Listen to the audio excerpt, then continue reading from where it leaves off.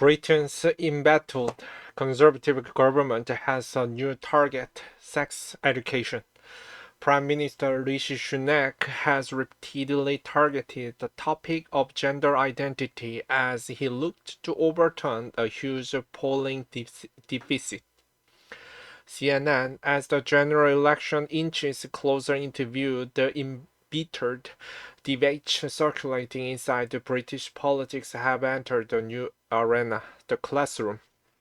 New guidance unveiled by Prime Minister Rishi Sunak's government on Thursday seeks to overhaul the way sex education and gender identity is taught in England schools, a significant intervention into a delicate topic that appeared suddenly on the front pages of the Britain's newspapers. A day before the announcement, the government said the revised guidance, which came amid pressure from the handful of its lawmakers, provides the clarity on the complex topic, emphasizing facts over what it calls contested views about gender identity. But critics of the plans, among them a swath of teachers and teaching union leaders, say the move is a politicized attempt to appeal to a narrow cohort of voters the government is in danger of losing months before a general election, and they arrived amid what most see as the death throes of Sunak's flaring government, which has for months seized upon the discarded a number of divisive topics in the hopes of reversing a stubborn polling deficit. Pepe de Lacio, a general secretary of the Association of School and College Leaders and the head teacher at the school in northern England, told CNN the plans were, in his view, driven by the political agenda at the front of the campaign season. When the first time you hear about those is in the headline on the tabloid newspaper, then that doesn't reassure you that the right research is taking place and that the right level of integrity is behind the decision making, De Lacio said. What we are seeing is young people and their health and well-being and their care and guidance were being used as the political football. The guidance introduced the age limit to Britain's sex and relationships curriculum. Utterly disgraceful. The new draft guidance from the government published Thursday takes aim at the way sex and relationships were taught to English children in both the primary and the secondary schools. Those lessons have been compulsory at schools in England since 2020, but government say it reviews how they are taught after a report of pupils being taught inappropriate content in some schools. Under the new approach, children cannot be taught sex education before the age of 9, while explicit discussion of sexual activity will be delayed until children are 13. Gender identity, or the fact that people can change gender, is meanwhile highly contested and should not be taught at all, according to the Department of Education. The government said that teaching what it calls the theory or of gender identity could prompt some children to start to question their gender when they may not have done so otherwise. A suggestion that has been angrily contested by LGBTQ plus rights groups.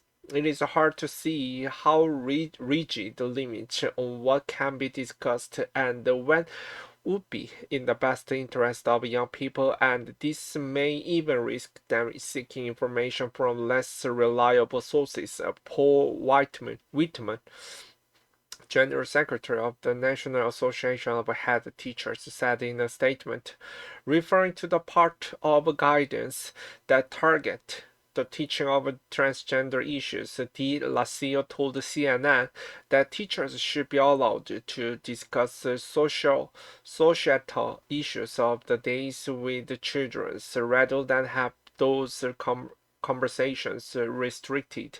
Sam Friedman, the senior advisor to the ARC Education Charity and the senior fellow at the Institute for Government think tank, added on X, isn't something being highly contested a good reason to talk about it in schools, acknowledging that it is highly contested and explaining why. The plans will be subject to 9-week consultation period, which will conclude before the start of Britain's next school year. But the uncertain timing of the general election due by January and expected in the second half of the year muddies the waters further as to when or if the guidance will ever be implemented. And as with many of the government recent announcement, each unveiling was accompanied by the string of combative language that played into the culture war topics the conservative have increasingly sought to thrust into the national discourse. Education Secretary Gilson Keegan wrote in the Sun newspaper that teachers were there to teach children fact, not push the agendas of campaign groups.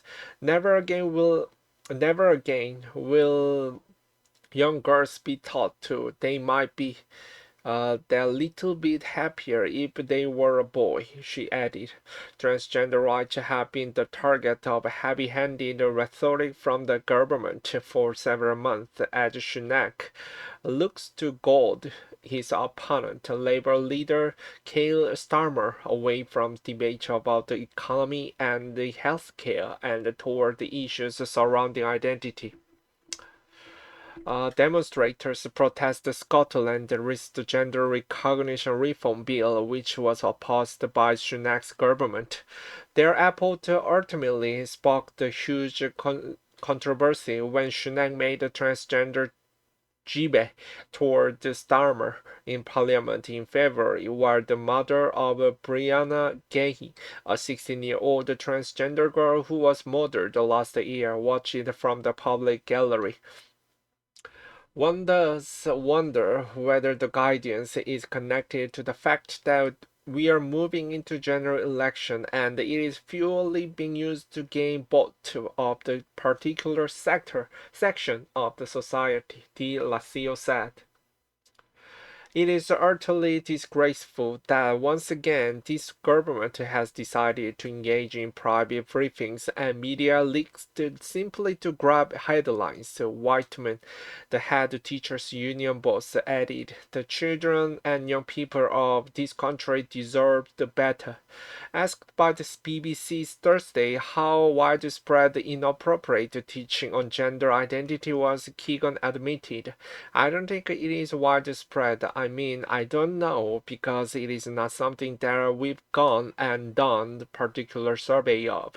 Sunak will hope this week's headlines can add ammunition to his effort to portray himself as the defender of common sense, a catch-all term that a prime minister frequently uses as he scrambles to maintain the support of socially conservative voters.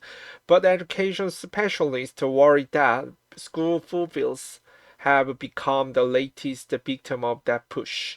De Lacio told CNN that guidance marked the departure from the way new instructions have historically been passed down to schools. You may not have agreed with all of them over time, but there was always some evidence behind them. There was always some research behind them, he said. But when a political ideology comes into it, it becomes more difficult to hold up the education world to move behind it, he added.